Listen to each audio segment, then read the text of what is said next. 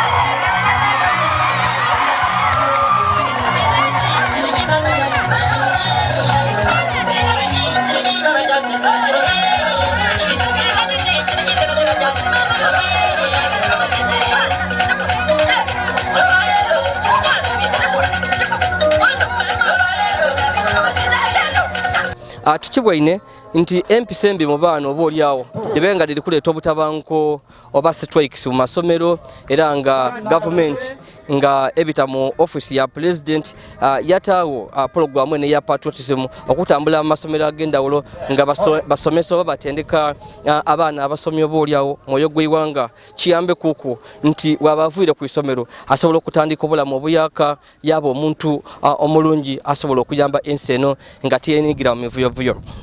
Nga wembakobye wano ku Rural School of Nursing and Midwifery batendeka abaana abali kusoma ebyanansi oba obusawo era nga wenkobye nti tobe tutubonanga kuku misomo gino oba program ene ya Patriotism mu moyo gw'iwanga naddala masomero gano agatendeka ebyobusawo tobe tubonanga mu secondary schools primary wabula bano batairewo bambye ensula empyaka era kino bakikoze okuboneka nti bajja kuyamba kuku okwongera empisa naddala mu baana bano abasomi kuba reports edeberenga dogerwa mu bitundu ebyobusoga n'iwanga deberenga diraga nti obugubuze n'empisa embi mu basawo byeyongera ddala mu badwaliro nga kuno babaye bakobanga nti abamu ku basawo basaba abalwaire sente era nga atasasule sente obuli amadwaliro government tibamukolako.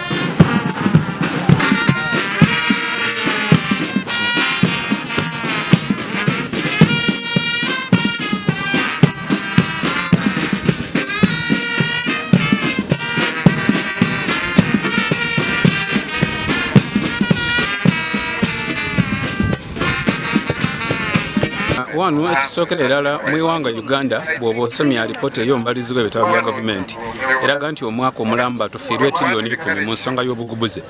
Bakitegeeza nti abaana oti bana bali mu matendekero nga gano bw'oba obateeremu embeera eyeefaananizaako oti n'eyo kyandyongera okukendeezaako obukenuzi mu iwanga Uganda nti omwana ali kukula nga ali kutegeera mwoyo gw'eiwanga guliiko baki kubanga kyenamiza olwaleero mu health sector mwonka nti abakazi bangi bafiirirwa obulamu bwaibwe lwa nsonga ya bugubuzi. Lwaki bw'erina ebujiri nti omukazi yaviire na mutumba okulira okuzaala aye ng'azira mitwalo 30 okujja okumaliriza nga omukazi oyo afiirirwa obulamu bwe.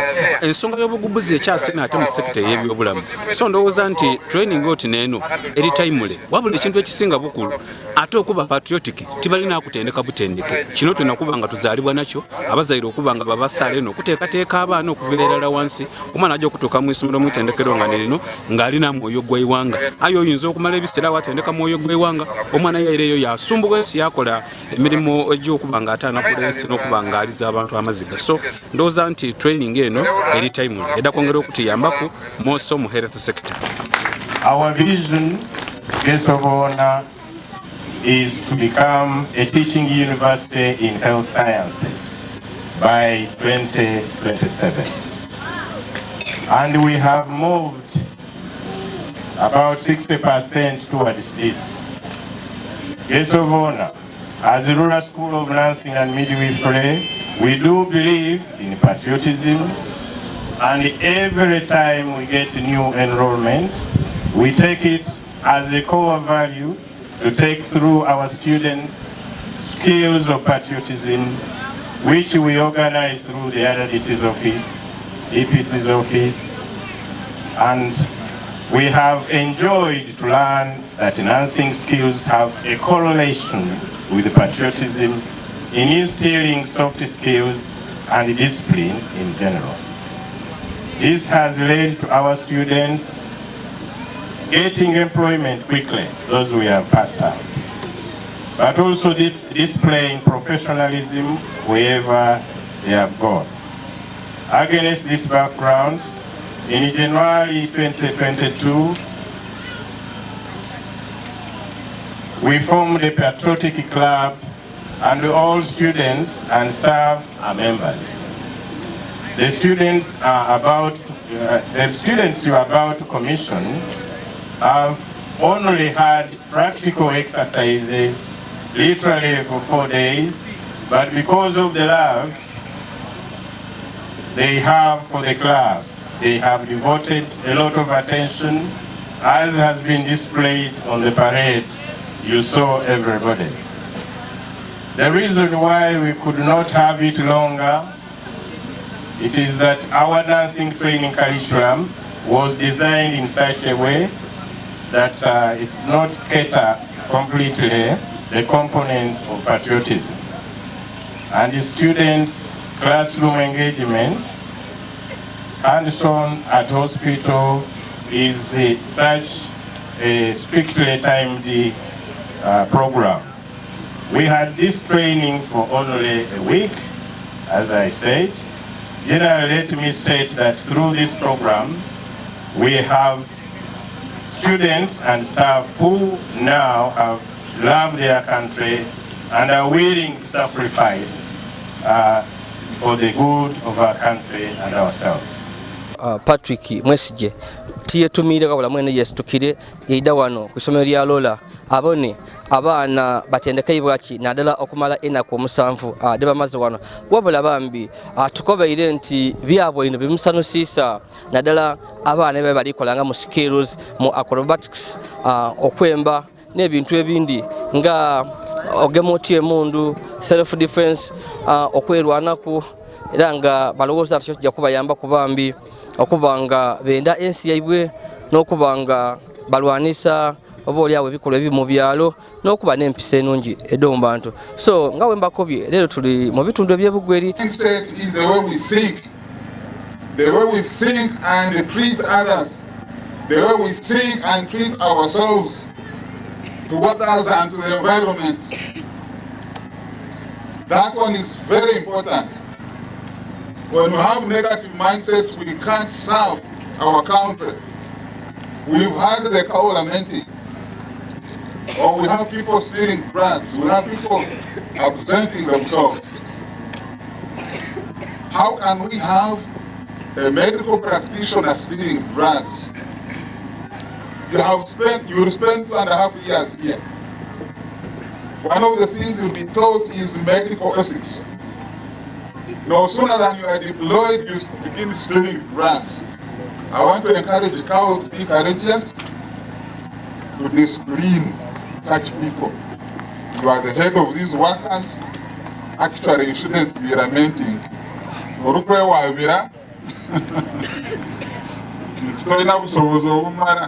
Such people, you need to discipline them. You steal drugs, you absent yourselves, you need to discipline such people. And of course, the other DCs is here for help. So, this course is good to change our behaviors, to change our attitudes, to change our values. Its purpose is to make sure it inculcates good values in us. And such good values include integrity. Ngawe mbakobeire nti lero beru nakulwa abaana abasomi bambi okutendekebwa ebya Patriotism obo omwoyo gw'eggwanga era tuliko kwano bambi nono omusomi ifa tukobereko biki byoyeze mbaba nenga nga mukole ebintu ebyendawolo bamweta acrobats okwemba okukina then bino byebena bya self defense nga mukozese mundu okwerwanaku mukosikirize betwendo tukobereko muna kudena musanvu de mazenga muri kutendeka mwayo gw'eggwanga tukobereko biki byoyeze wano kati nganzo omusomi amaina gange ninze mukaga Joy Patience nga mvira ku Rural School of Nursing and Midwifery wane Iblanku Bugeri district. Nganze ngo omusomi tweze tubere Patriotism yana kuina wiki nambeno leo ndio tukomenkereza tweze engeri jo kwerwanamu ngamo silifa abana abawala obango tambire wenkango obwire tweze engeri jo kwerwanaku twega obukodio acrobatics engeri jo making obulambwe ife fit nembiri de ife twayega ni theory tuwe kumatyange ife no kumeigwanga n'abantu abawansi tolayo tyo omuntu owawansi wabanga ali bubino nganze ngobanga mwagaine tumutolayo tutya okay so tuwaine nadala abasawo abali kukola malwero ga government tubali kwenigira mu bikolo obuli awo byobugubuze bali kusabanga sente bali bakufa kubalwera kiri kuva kwa balwere okufa ngaimwe abali kusoma ebyobusawo olowooza Patriotism yali nike bayegaisa ku kunti namalo okusoma obuli awo timu kola empisa dino obuli adiri kuvira ku bamama befu okufa twezenge ife mu Patriotism no ekyo tuli gyakikola kuba batwegese ekiri ekije bakobe at customer care enkolagana ye ife nifa obetuyambaku abawansinga abalwire kati eriyongo okuba nti omusawo akwanda maininga omuntu awansi kuba abamulwire ino kati ife batwegeisa ombuli muntu tulina omutwalira mu mbeera de dayina dokubanga tugema twasitula abo abalwire okay ya twakisubiza nti mubye tweze tusubira Uganda jachuka maiso Olisi osobola kubyogera oti ngoka ali kusomera ebona tukenga weno otanga kwida mu moyo gwa kwenda kasente ngotanga kusabanga kasente mali tusubira nti byoli kwogera ojja kubijirako eye tulijabijirako mubye tweze okay tukaja maiso nga abana bano batukoberako kubambi bebeze mona ko musanvu obulyawo debenga batendeke bagano omwoyo gw'eggwanga anamufumba aseta kukuwano otukobere biki byoyeze tulikubona nti nadala abasawo abalikola madwero ga government bali kubisabo bya abantu basaba abalwire sente mbo bakuba empi zembiwulira mwabakazi okuzala bakuba empi abakuba so iwe bino byosome bya moyo gw'eggwanga okwenda ensi yo n'okuba n'empisa moral values olowooza otuwasiwala ensi kinti wona amala okugraduatinga wano tojja kwebisa mu mpisa ey'embi eyanziza okumpa akakisaako Patriotism muno tuyezemu ebintu bingi ekisookera irala nti olina okuba ng'oyenda iggwanga lyo ate otikwenda eggwanga lyo nkaye olina okusooka okuba ng'oyenda neibawo nemalala eniweyongera mu maiso nze ndisoma buzaalisa mbakakasa nti ebyo byonna bino ebimubula mu madwaliro kituufu eri ababikola aye nze mbasuubiza nti tidda abikola olw'okuba okubenga bakazimpi atisobola bakubambi kubempe ati ali kwekoza atisobola bakuba kubanga batukobye tulina okuba ni empathy to feel someone who's pain olina okweta mu kiti ekyo nti mukaseerako okuli niwe olibita mu kiseera ekyo so olina okweta mu kiti ekyo nti mukaseera kano ngulininze kale omulwere olina omugemanga ekimeneka omubise bulungi kale bambi tweyanziza oyogera olimi kiwe ida wano oyogera olimi kiwe I want someone who can speak Lusoga. I'm not a fan of English and we don't get Isabin. Okay, you tell us briefly in English, what have you learned? I've learned in the issue of patriotism that being a patriot is to sacrifice. So we have learned that we should sacrifice for our country, we should sacrifice to our communities, and we should sacrifice to our people for the service that we have. So they have told us to love our people, to love our country, to exhibit good service to our people as we shall be going outside to deliver services to our people. Okay, we've been getting disappointments from you students who study nursing and midwifery. You're taught moral values while here at school, but we've been seeing that after getting out, after graduating, and getting jobs in the government health facilities, some of you have been denying patient services while asking for money. Which assurance are you giving us that after getting skills in patriotism, you're not going to do this? So the skill, it was actually the most emphasized thing during the course of our training, and we are told that being a patriot means you serve others, you are born to serve others. So we have learned a lot of discipline on the issue of patriotism. It has taught us a lot of discipline as nurses and midwives of this kind. Okay, anyway, thank you Bambi. Tubendeza birungi, I wish you the best. Okay, that's enough. Bambi muli kwa Y Media tujja kuswikawo neze kwogera kuna abaana bano ndi Yazid Yolisigira always obusalo bikado abakali ku subscribe, please go ahead and subscribe, like and share our videos.